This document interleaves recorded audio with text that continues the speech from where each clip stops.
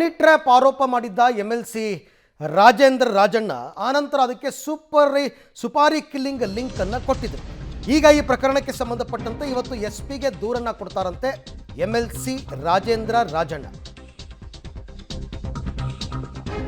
MLC Rajendra Rajanna ಹತ್ಯೆಗೆ ಸಂಚು ರೂಪಿಸಿದ್ರು ಅಂತಕ್ಕಂಥದ್ದು. ಆರಂಭದಲ್ಲಿ ಹನಿ ಟ್ರ್ಯಾಪ್ ಆರೋಪ ಮಾಡಿದ್ರು, ಅದಾದ ಒಂದು ಸ್ವಲ್ಪ ದಿನಕ್ಕೆ ಈಗ ಹತ್ಯೆಗೆ ಸಂಚು ಅಂತಕ್ಕಂಥ ಆರೋಪ. ಹಾಗಾಗಿ ತುಮಕೂರು SP ಗೆ ದೂರನ್ನು ನೀಡಲಿದ್ದಾರೆ ರಾಜೇಂದ್ರ ರಾಜಣ್ಣ ಅವರು. ಬೆಳಗ್ಗೆ 12 ಗಂಟೆಗೆ SP ಕಚೇರಿಗೆ ತೆರಳಿ ದೂರು ಸಲ್ಲಿಕೆಯನ್ನು ಮಾಡ್ತಾರಂತೆ. ಆಡಿಯೋ ಸಾಕ್ಷ್ಯದ ಸಹಿತ SP ಗೆ ದೂರನ್ನು ಕೊಡ್ತಾರೆ ರಾಜೇಂದ್ರ ಅಂತಕ್ಕಂಥದ್ದು ಮಾಹಿತಿ. ಬಟ್ ಈ ಅಟೆಂಪ್ಟ್ ಆಗಿದ್ದು ಯಾವಾಗ, ಇಷ್ಟು ದಿನ ಯಾಕೆ ಸುಮ್ಮನೆ ಇದ್ದರು? ಹನಿ ಟ್ರ್ಯಾಪೇ ಬೇರೆ, ಹತ್ಯೆಗೆ ಪ್ರಯತ್ನನೇ ಬೇರೆ. ನೀವು ಇಷ್ಟು ದಿನ ಸುಮ್ಮನೆ ಇದ್ದು ಈಗ ಕಂಪ್ಲೇಂಟ್ ಕೊಡ್ತೀನಿ ಅಂತಂದರೆ ಹೆಂಗದು? ಆಮೇಲೆ ನೀವು ಆರಂಭದಲ್ಲಿ ಹನಿ ಟ್ರ್ಯಾಪ್ ಆರೋಪ ಮಾಡಿದಾಗ ಎಲ್ಲೂ ಕೂಡ ಈ ಥರ ಸುಪಾರಿ ಕಿಲ್ಲಿಂಗ್ ವಿಚಾರ ಹೇಳೇ ಇರಲಿಲ್ಲ. ಈ ಬಗ್ಗೆ ಮತ್ತಷ್ಟು ಮಾಹಿತಿ ನನ್ನ ಕೊಲೀಗ್ ಮಂಜುನಾಥ್ ಅವರಿಂದ ಪಡ್ಕೊಳ್ಳೋಣ. ಮಂಜುನಾಥ್, ರಾಜಣ್ಣ ಅವರ ಪ್ರಕಾರ, ಅಂದರೆ ರಾಜೇಂದ್ರ ಅವರ ಪ್ರಕಾರ ಇವರ ಹತ್ಯೆಗೆ ಪ್ರಯತ್ನ ನಡೆದದ್ದು ಯಾವಾಗ? ಇಷ್ಟು ದಿನ ಅವ್ರು ಸುಮ್ಮನೆ ಇದ್ದಿದ್ದು ಯಾಕೆ? ಆರಂಭದಲ್ಲಿ ಹನಿ ಟ್ರ್ಯಾಪ್ ವಿಚಾರ ಮಾತನಾಡಿದಾಗಲೂ ಕೂಡ ಈ ಕೊಲೆ ಪ್ರಯತ್ನದ ಬಗ್ಗೆ ಅವ್ರು ಯಾವತ್ತೂ ಆರೋಪ ಮಾಡಲಿಲ್ಲ. ಈಗ ಏಕಾಏಕಿ ಈ ವಿಚಾರ ಬಂದದ್ದು ಯಾಕೆ? ಏನೆಲ್ಲ ಸಾಕ್ಷ್ಯಗಳಿದೆ ಇವರ ಹತ್ರ ಅಂತ? ಅರವಿಂದ್, ಈಗಾಗಲೇ MLC ಆದಂತಹ ರಾಜೇಂದ್ರ ರಾಜಣ್ಣ ಅವರು ಕಳೆದ ಒಂದು 10 ದಿನದ ಹಿಂದೆ ತಮ್ಮ ಮೇಲೂ ಕೂಡ ಹನಿ ಟ್ರ್ಯಾಪ್ ನಡೆದಿತ್ತು, ಅಂದರೆ ಪ್ರಯತ್ನ ನಡೆದಿತ್ತು ಎನ್ನುವಂತಹ ಮಾತನ್ನು ಹೇಳಿದರು. ಆದರೆ ಪ್ರಯತ್ನ ನಡೆದಿದೆ ಎನ್ನುವಂಥದ್ದು ಮುಖತಃ ಬಂದು ಯಾರೂ ನಮ್ಮನ್ನು ಭೇಟಿಯಾಗಿಲ್ಲ. ಆಡಿಯೋ ಮತ್ತು ವಿಡಿಯೋ ಕಾಲ್ ಬರ್ತಾ ಇತ್ತು ತಮಗೆ. ತಾನು ಅದನ್ನು ಹನಿ ಟ್ರ್ಯಾಪ್ಗೆ ಸಂಚು ಎನ್ನುವಂಥ ರೀತಿಯಲ್ಲಿ ಭಾವಿಸಿದ್ದೆ ಅಂತ ಅವರು ಸ್ಪಷ್ಟನೆ ಕೊಟ್ಟಿರುವಂಥದ್ದು. ಅದರ ಜೊತೆಗೆ ಆ ಒಂದು ವಿಡಿಯೋ ಮತ್ತು ಆಡಿಯೋ ಕಾಲ್ ಏನು ಬರ್ತಿತ್ತು ಅದರ ನಂಬರನ್ನು ಕೂಡ ಸಂಬಂಧಪಟ್ಟಂಥ ಪೊಲೀಸ್ ಅಧಿಕಾರಿಗಳಿಗೆ ಕೊಟ್ಟಿದ್ದು. ಹಾಗಾಗಿ ಅವರು ಕ್ಲೈಮ್ ಮಾಡ್ಕೊಳ್ತಾರೆ, ನನಗೆ ಇದೇ ಹನಿ ಟ್ರ್ಯಾಪ್ ಅನ್ನೋದು ನನಗೆ ಗೊತ್ತಿಲ್ಲ, ಬಟ್ ಒಂದು ನಂಬರ್ ಬಂದಿತ್ತು, ಅದು ಬೆದರಿಕೆ ಕರೆಯೂ ಆಗಿರಬಹುದು ಎನ್ನುವಂಥ ರೀತಿಯಲ್ಲಿ ಅವರು ಸ್ಪಷ್ಟನೆ ಕೊಟ್ಟಿರುವಂಥದ್ದು.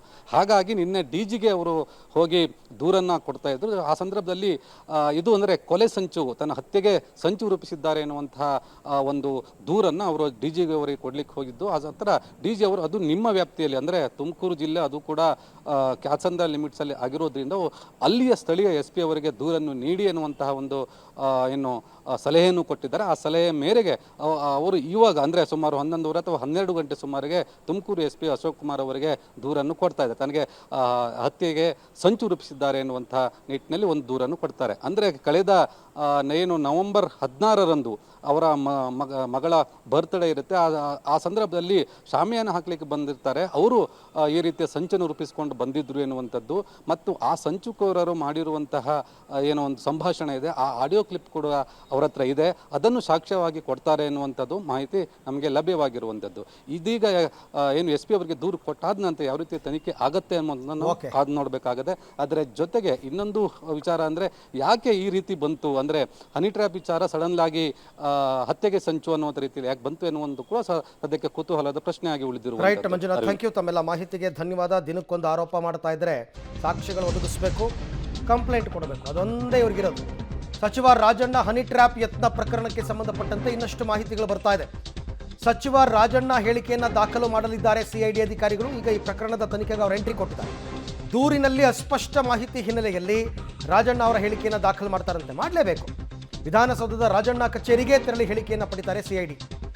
ಪ್ರಕರಣದ ಸಂಬಂಧ ಮತ್ತಷ್ಟು ಮಾಹಿತಿಯನ್ನು CID ಅಧಿಕಾರಿಗಳು ಪಡಿತಾರೆ. ಯಾಕೆಂದರೆ ಇವರು ಮನವಿ ಪತ್ರ ಕೊಟ್ಟಿದ್ದಾರಲ್ಲ ಗೃಹ ಸಚಿವರಿಗೆ, ಅದನ್ನು ಈಗ ಅವರು ಫಾರ್ವರ್ಡ್ ಮಾಡಿ CID ಅವ್ರಿಗೆ ಹೇಳಿ CID ಅವರು ತನಿಖೆಯನ್ನು ಮಾಡ್ತಾ ಇದ್ದಾರೆ. ಇವರ ಮನವಿ ಪತ್ರದಲ್ಲಿ ಒಂದಷ್ಟು ಅಸ್ಪಷ್ಟ ಮಾಹಿತಿ ಇತ್ತು. ಹಾಗಾಗಿ ಅವರು CID ಅಧಿಕಾರಿಗಳು ಮಾಹಿತಿ ಪಡ್ಕೋತಾರೆ. ಈ ಬಗ್ಗೆ ಮತ್ತಷ್ಟು ಮಾಹಿತಿ ನನ್ನ ಕೊಲೀಗ್ ಮುರಳೀಧರ್ ಅವರಿಂದ ಪಡ್ಕೊಳ್ಳೋಣ. ಮುರಳಿ, ಈಗ ರಾಜಣ್ಣ ಅವರು ಅಧಿಕೃತವಾಗಿ ಪೊಲೀಸರಿಗೆ ಕಂಪ್ಲೇಂಟ್ ಅಂತಲೇ ಕೊಡಲಿಲ್ಲ, ಗೃಹ ಸಚಿವರಿಗೆ ಮನವಿ ಕೊಟ್ಟಿದ್ದು. ಸೊ ಪ್ರಕರಣದ ತನಿಖೆಯನ್ನು ಈಗ ಹೇಗೆ ಮುಂದುವರಿಸ್ಕೊಂಡು ಹೋಗಲಾಗುತ್ತೆ? ಯಾವಾಗ ಇವರ ಹೇಳಿಕೆಯನ್ನು ಪಡೀತಕ್ಕಂಥ ಸಾಧ್ಯತೆ ಇದೆ ಅಂತ?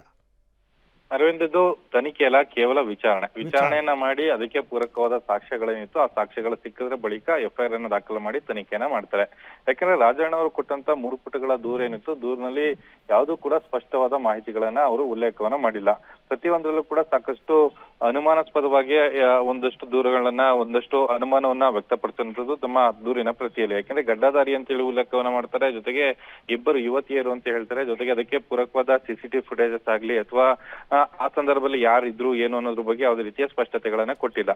ಆ ಹಿನ್ನೆಲೆಯಲ್ಲಿ ಇವತ್ತು ರಾಜಣ್ಣ ಅವರ ಹೇಳಿಕೆಗಳನ್ನ ಪಡ್ಕೊಳ್ಬೇಕು, ಹೇಳಿಕೆಗಳನ್ನ ಪಡ್ಕೊಂಡು ಅದನ್ನ ಸ್ಪಷ್ಟನೆಯನ್ನ ಪಡ್ಕೊಳ್ಳುವಂಥದ್ದು. ಯಾಕಂದ್ರೆ ಮಾರ್ಚ್ 1ನೇ ವಾರ ಮತ್ತು 2ನೇ ವಾರದಲ್ಲಿ ಈ ಘಟನೆವಳಿ ನಡೆದಿದೆ. ಅಂದ್ರೆ ಯುವತಿಯರನ್ನ ಒಬ್ಬ ಗಡ್ಡಧಾರಿ ಕರ್ಕೊಂಡು ಬಂದಿದ್ದ ಅಂತ ಹೇಳಿ ರಾಜಣ್ಣ ಅವರು ತಮ್ಮ ದೂರಿನಲ್ಲಿ ಉಲ್ಲೇಖವನ್ನ ಮಾಡಿದ್ದಾರೆ. ಅದು ಯಾವ ದಿನಾಂಕದೊಂದು ಅಂತ ಹೇಳಿ ಸ್ಪಷ್ಟನ ಪಡಿಸಬೇಕು ಅಂತ ಹೇಳಿ ಸಿಐಡಿ ಅಧಿಕಾರಿಗಳು ಅವರ ಹೇಳಿಕೆಗಳನ್ನ ದಾಖಲು ಮಾಡ್ಕೊಳ್ಳುವಂತ ಒಂದಷ್ಟು ಕೆಲಸವನ್ನ ಮಾಡ್ತಾ ಇರುವಂತದ್ದು. ರೈಟ್ ಮುರಳಿ, ಥ್ಯಾಂಕ್ ಯು ತಮ್ಮೆಲ್ಲ ಮಾಹಿತಿಗಾಗಿ. ಸೊ ನೋಡೋಣ, ಇವತ್ತು MLC ರಾಜೇಂದ್ರ ಹತ್ಯೆಗೆ ಸಂಚು ಅಂತಂದ್ಬಿಟ್ಟು ಅವರೇನೋ ಕಂಪ್ಲೇಂಟ್ ಕೊಡ್ತಾರಂತೆ, ಇಲ್ಲಿ ರಾಜಣ್ಣ ಅವರ ಹೇಳಿಕೆ ಕೂಡ ದಾಖಲಾಗುತ್ತೆ.